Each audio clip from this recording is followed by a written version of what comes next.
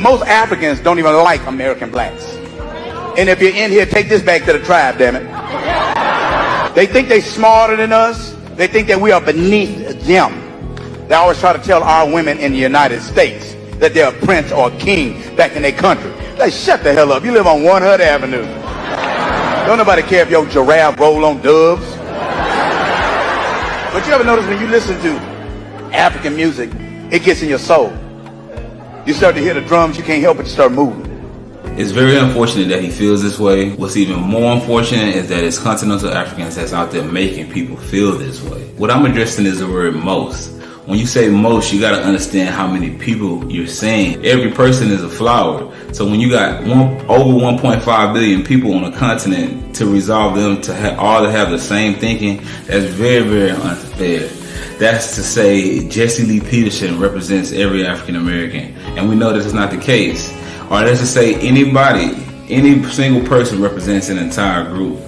And so the particular incident that he may have run into, or the particular people that he may have run into to make him feel that way, they don't represent the collective. They definitely don't represent me and how I feel. When you say most, that's saying over 50%. That's saying 75%. That's saying, so that's very tough, because there's parts of Africa where they don't even have TVs or newspapers or cell phones to be able to even have a thought process like that. If you've ever been to the continent, you will understand that the conditions there in some parts, not all parts, but I would say most in that scenario, most parts of the continent, just by basic fact, most parts of the continent, the conditions there are very, very oppressed conditions, very, very rural, very, very difficult conditions to live in.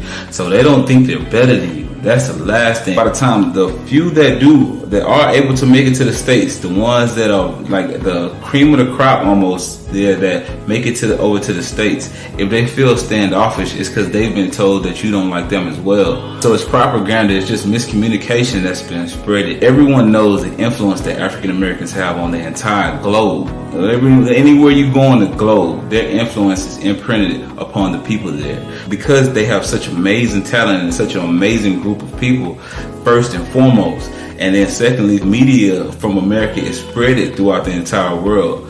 So they're not over there saying we don't like this group of people. If anything, they're influenced, they love, they admire this group of people. And you definitely feel that when you go to the continent and you see the amount of Tupac, Biggie shirts, the amount of Bob Marley, Kobe Bryant, my favorite player. You see the amount of jersey. You see that when you go there, you see not only in that, because that's more on the cliche side of things, but when you go there, you actually feel the love. You're going to feel the admiration that they have for black people in America. It's not that either side has hate for each other. It's beautiful people on each side. It's beautifully melanated people on each side.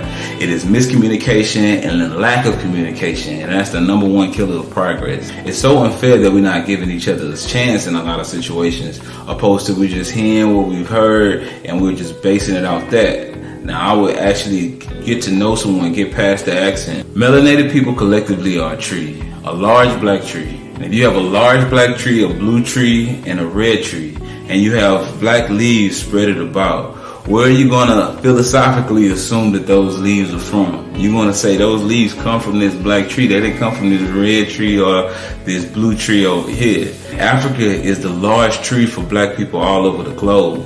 We may be spread throughout the globe by unfortunate circumstances, by extremely unfortunate circumstances, but it's not to say that those black leaves are not from that black tree. So I wouldn't want us to base our identity or our collective strength off a few bad apples. Yes, there are bad apples out there. I'm not saying that there are not bad apples out there. Of course there are. It's bad apples in the world. No matter where you go in the world, there's going to be a few people that I just don't even know. But those few do not represent all.